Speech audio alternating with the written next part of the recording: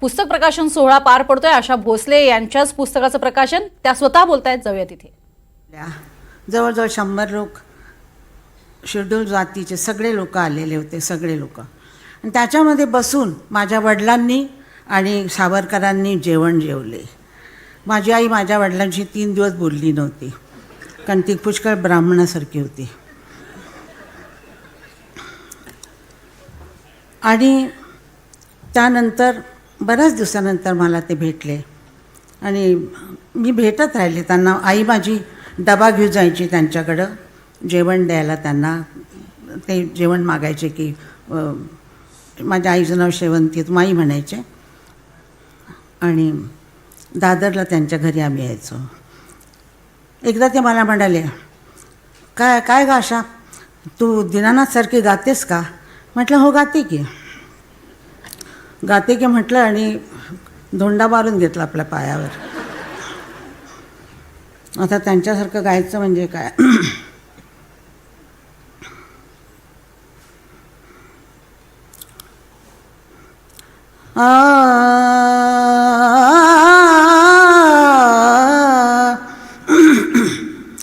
परवशता पाशदैवी ज्यांच्या गळा लागला, परवशता पाशदैवी ज्यांच्या गळा लागला, ज्यांच्या गळा लागला, हो गळा लागला.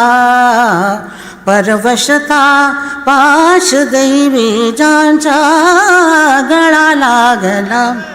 असुनी खास मालक घरचा, असुनी खास मालक घरचा, असुनी खास मालक घरचा.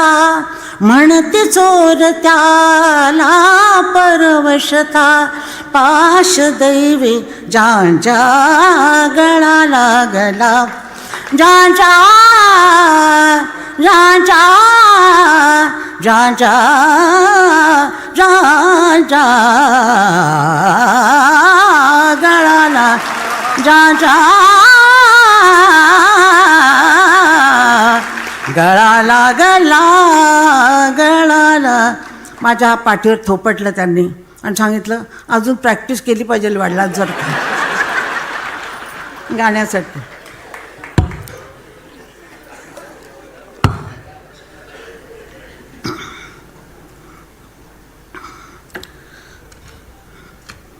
हृदयाविषयी बोलायचं राहूनच गेला.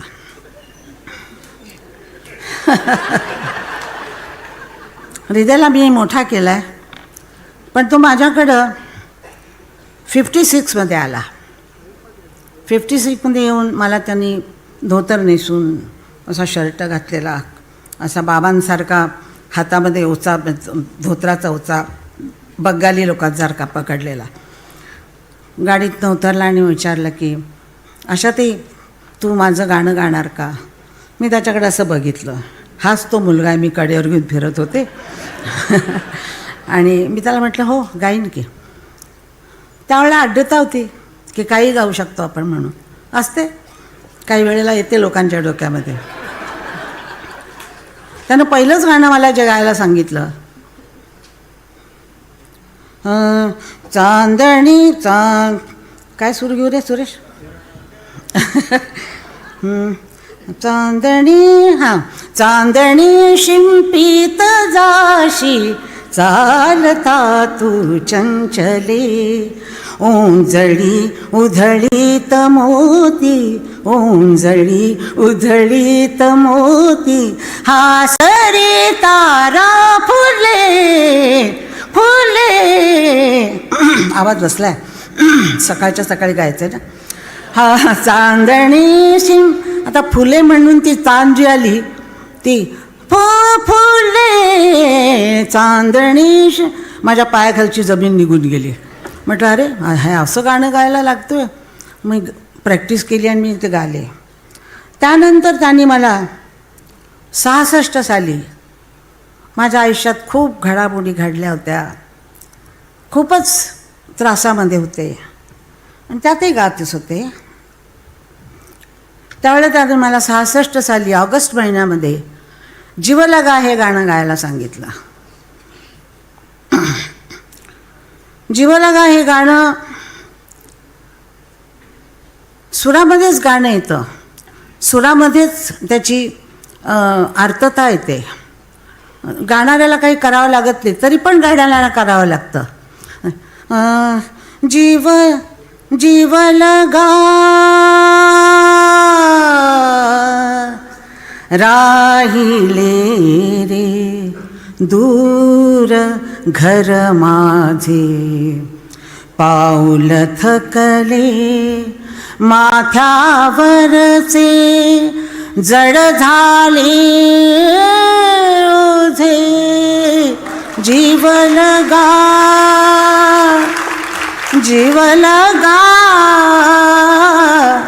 जीवलगा.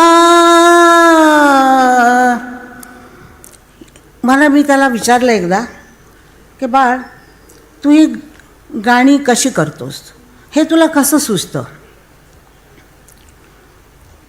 केव्हा तरी पहाटे हे गझल आहे, ही मराठीची गझल आहे.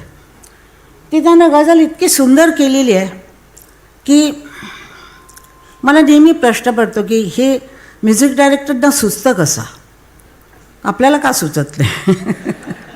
आपल्याला फक्त गाता येतं, सुचत का नाही? आता ते बघा, केव्हा तरी पहाटे, आता बोलचालमध्ये आहे ना, केव्हा तरी पहाटे मला चहा मिळाला होता. केव्हा तरी पहाटे उलटून, आता तान उलटून मागं येते बघा. उलटून रात गेली, उलटून रात गेली हे कसं समजलं त्याला? तानीमधनं उलटला तो. म्युझिक डायरेक्टर इथं बसलेले आहेत आणि गाणारे सगळे बसलेले आहेत, तर त्यांना कळू शकतं की गाण्यामध्ये त्यांनी दाखवले की उलटून रात्री. हे कसं सुचतं तुला? कळले मला न केव्हा आवाज चांदण्याचे, कळले मला न केव्हा आवाज चांदण्याचे.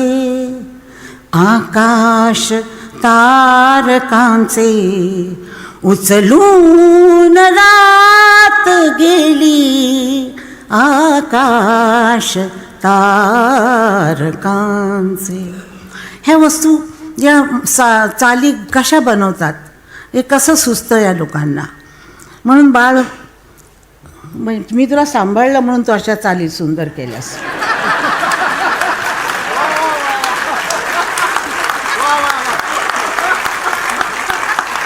आता हेच गाणं बघा.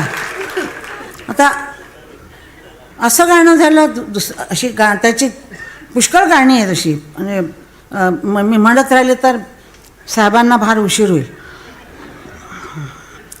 तर चांदण्यात फिरताना, चांदण्यात फिरताना माझा धरलास हात थरथरतो ना बाईचा. चांदण्यात हात कोणी धरला तर काय होईल? चांदण्यात फिरताना माझा धरलास हात, सखया रे आवरही सावरही चांदरात, चांदरात, चांदरात, चांदरात. हे गाणं इतकं मोठ्या कॉर्ड्सवर आहे, इंग्लिश कॉर्डवर गाणं हे आहे. आणि हे त्यांनी कसं बनवलं हे मला माहिती नाही आहे. प्रत्येक माणसाला काहीतरी इन्स्पिरेशन असावं लागतं. ते इन्स्पिरेशन संपलं की गाणं संपतं. म्हणजे सगळी प्रत्येक माणसाची एक आग असते, एक मशाल जळत असते आर्टिस्टच्या हृदयामध्ये, आणि ती हृदयातली मशाल विझली नाही पाहिजे. कुणीतरी म्हटलेलं आहे, कवीने सांगितलं होतं मला कुठल्या तरी, मला आता आठवत नाही, की मनातल्या कळीला उमलू देऊ नका, मनातल्या कळीला उमलू देऊ नका, कारण ती उमलली तर कोमजून जाईल. आयुष्यामध्ये तुम्ही तुमच्या मनाच्या कळीला तरुण ठेवा, तरुण ठेवा. म्हातारं झालं असं म्हणूच नका. म्हातारं झालं असं म्हटलं की कळी कोमजली, फूल कोमजलं ते. आपण देवळात जातो, देवळासाठी तिथं काहीतरी घेतो, फुलं घेतो, काहीतरी घेत असतो आणि देवळात जातो. देवळात जायच्या आधी आपण म्हणतो, माझ्या मुलाला नोकरी लागू दे, माझ्या मुलीचं काहीतरी होऊन दे, माझ्या मुलाला मूल होऊन दे, आणि मला पैसा मिळू दे, हा पैसा कमी आहे, करोडो रुपये आणि करोडो मिळू देत, असं आपण देवाला सांगायला जातो. पण आत गेल्यानंतर, मूर्तीकडे बघितल्यानंतर आपण शांत चित्त होतो की आपल्याला कळत नाही आपण काय मागायला आलो होतो म्हणून. आपण गंभीरपणानं त्या मूर्तीकडे बघत राहतो, आपल्या डोळ्यातून पाणी येतं, मग आपण बाहेर येतो आणि नंतर म्हणतो की अरे, आपण जे मागायचं होतं ते मागितलंच नाही देवाकडं. अशी माझी आज स्थिती झालेली आहे की ज्या मूर्तीला बघायचं होतं, ज्याच्याकडं खूप मागायचं होतं, बोलायचं होतं, त्याच्यासमोर आल्यानंतर मी भागवतांशी बोलूच शकले नाही, मी बोलूच शकले नाही. आणि ज्यांच्या आयुष्याच्या मशाली जन्मभर पेटवून ठेवलेल्या आहेत त्या लोकांशी मी काय बोलणार. माझी फक्त आवाजाची मशालच मी जाळत ठेवलेली आहे, पण त्यांच्या आयुष्याच्या मशाली त्या जाळत आहेत आणि सगळ्यांना उत्साहित करतात ते की तुम्ही असं करा. मला आवडणारी माणसं, काही माणसं, मला खरं म्हणजे राजकारण कळत नाही. राजकारणामध्ये मी अतिशय शून्य आहे. 80 वर्ष माझ्याची किती म्हणजे काय राजकारण झालं माझ्या आयुष्यामध्ये, माझ्या करिअरच्या बाबतीत, ते मला अजून कळलं नाही. आता थोडं थोडं कळायला लागलं आहे पोरांमुळं. पण मला माणसं आवडतात, राजकारणी माणसं आवडतात, अशी सगळी माणसं आवडतात. आता आशिष शेलार आहे, मला आवडतं हो, मी राखी बांधते. सावरकर साहेब माझ्या देवळातच आहेत ते. पंतप्रधान मोदीजी मला फार आवडतात. मोहन भागवत मला फार आवडतात. माझ्या मंदिरातल्या मूर्त्या आहेत त्या. जय भारत माता की जय, जय महाराष्ट्र.